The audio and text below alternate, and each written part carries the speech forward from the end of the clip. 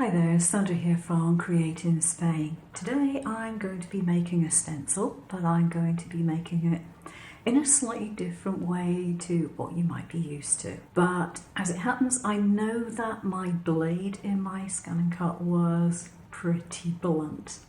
How did I know this? Well, first off, it had started giving me slightly ragged cuts, not always cutting through when I expected it to. And when I was doing certain patterns, it was doing a repeat and a repeat and a repeat. And I think, no, my blade's not sharp anymore. So I've put in a fresh blade. Now this is a precautionary tale for anyone using a ScanNCut. A ScanNCut DX has an auto blade in it. It's a black holder and the blade is sprung loaded. And once it is set up, it is pretty much automatic. Very little adjustment will be necessary. But just because it's an automatic blade, do not assume you can just put the blade in, leave it on automatic and it will cut perfectly. Because there is a high chance it will cut far deeper into your mat than you actually want it to. This is a test cut. The very first test cut I've done with my new blade. Now this card is, from the feels of it, I think this is my 300 GSM card. I put my blade setting on -9 and it has cut it through. Okay, if I hadn't put my blade on -9, I would probably have cut right into my mat and possibly all the way through it. So where I may actually, depending on the material that I'm cutting, need to adjust my blade upwards.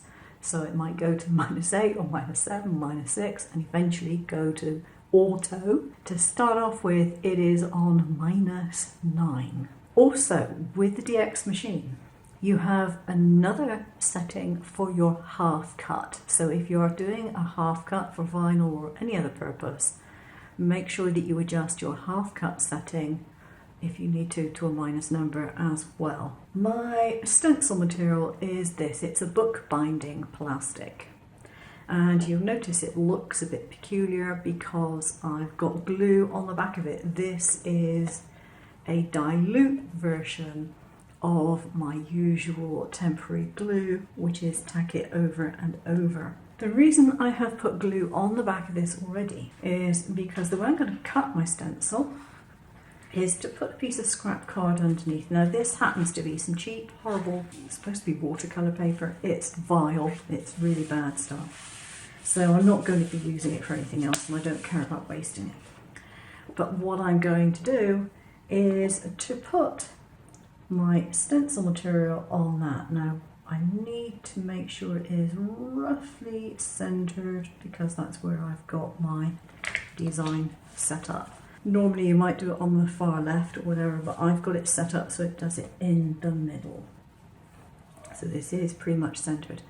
And as you can see, that is stuck quite nicely to the paper now. I am going to do my stencil cut and I'm going to do it on a half cut setting. I might have to adjust it a couple of times because it's a new blade and I don't quite know how it's going to deal with this material, but I'm planning on cutting through this, but not through the card underneath. This is my finished cut. Now I did set my machine to -9 on the auto blade, and it has still cut through. So if I remove my stencil from here,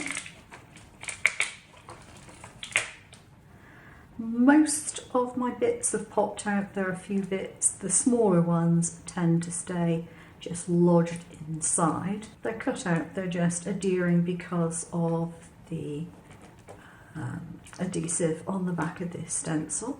The advantage of this, I can just pick up my card or my paper, whatever it is that I've used. You can even use another layer of plastic if you don't mind doing that. Now my mat is very sticky because I've re-stuck my mat, so I'm getting quite a firm adhesion on this. But I can throw that away and I have a clean mat because trying to get these little clear bits off of my mat, oh, it's a nightmare. Now I mentioned I use tack it over and over as a temporary adhesive for my stencils. I use it diluted, so I waited till I got about that much glue left in my bottle, topped it up with water. Now you must shake it before each use because otherwise the glue settles at the bottom, the water goes to the top a bit, and then it's not really very sticky. But as long as you shake it in between uses, that is pretty sticky. You can use it for resticking your mat if you don't want one that is super sticky. If you want it super sticky, then use it undiluted.